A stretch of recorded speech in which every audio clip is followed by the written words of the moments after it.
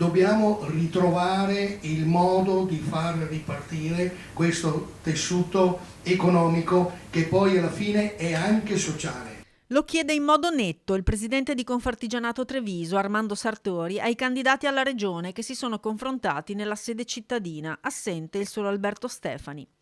Il tessuto della piccola e media impresa va aiutato a crescere in modo digitale, infrastrutturale e tecnico, molti i temi a cui rispondere, dal personale alle risorse. Mantenere la competitività del prodotto con infrastrutture viarie, infrastrutture tecnologiche, maggiore attenzione al mondo del lavoro e dell'impresa.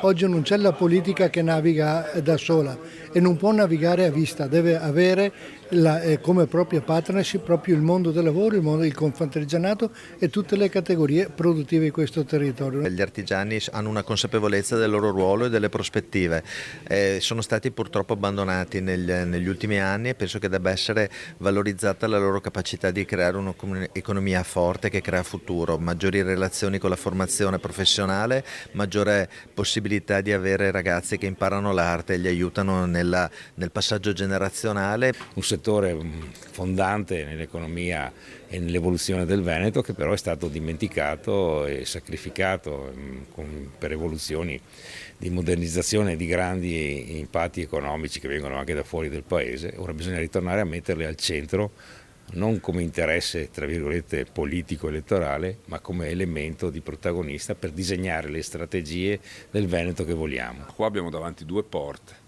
Una è quella della massimizzazione del profitto per grandi gruppi multinazionali e l'altra invece di esaltare le caratteristiche del lavoro italiano, del lavoro veneto, che in questa regione diventano l'asse portante dell'economia italiana che purtroppo è in declino. Dal lavoro all'imprenditoria femminile, dai corpi intermedi alle scuole di specializzazione, ogni tema è stato lanciato e il sentiment del presidente resta ottimista. Se devo dare un giudizio da quello che ho sentito anche stamattina, direi che è un giudizio assolutamente buono. A chi avrà questa responsabilità chiediamo più attenzione alle imprese, che tradotto vuol dire benefici per il Veneto. Noi siamo quel territorio, lo dico fino allo sfinimento, noi siamo quel territorio che ha costruito ricchezza attraverso la partecipazione e il lavoro delle piccole imprese.